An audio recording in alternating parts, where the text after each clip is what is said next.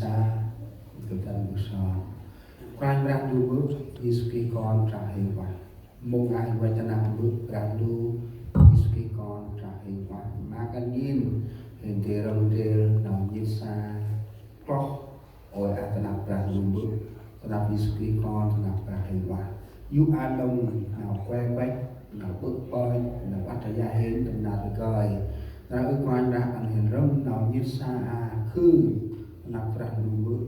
làm Isuki con ra hình quả nhớ cha có bú có cho ở tâm lý của anh ra vì lời hình trong hiên nhiên của anh ra cần mình giúp anh nó bắt trở ra hình lúc sau cho lại nằm mọi Isuki Amen.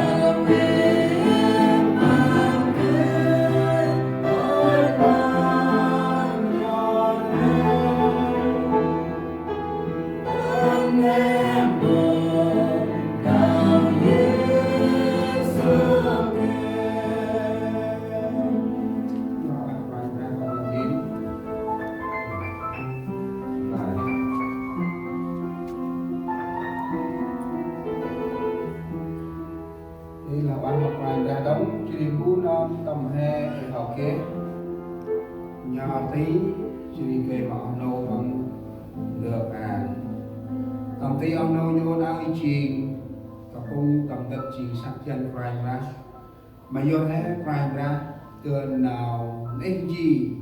ta si ta mặc rằng còn ai nào sơ tra mai ta sắc chân ta đông như mắt thì mà leo sao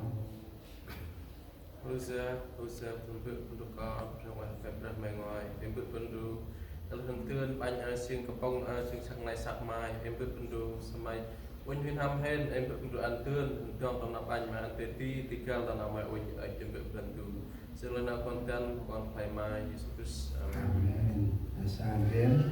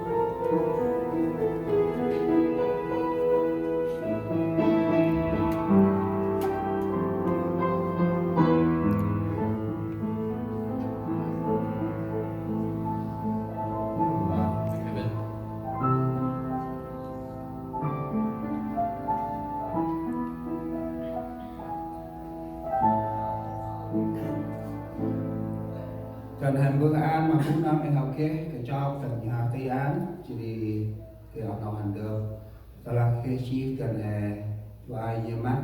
thì cần họ vừa trên vừa xong lò mà nhìn cái cho bạn Karena di Bandung, kon hanya tamai pai tambung au kan, aci nau mai tam ngol hen namai au kan, mai la anh quay bưng baba nó cái kit mà mai bởi ơi ela phun con trơn mà mai anh phun con minh mai nằm quê Việt Nam cái đó cứ đang lên sọc trơn mà mai còn màu au kan anh mà yêu nai cái nào tây hen tầm tại cũng đủ con chào nào con sao còn tập này mày lại không tầm một sạc còn phải yes Amen. Cho nên nhìn riêng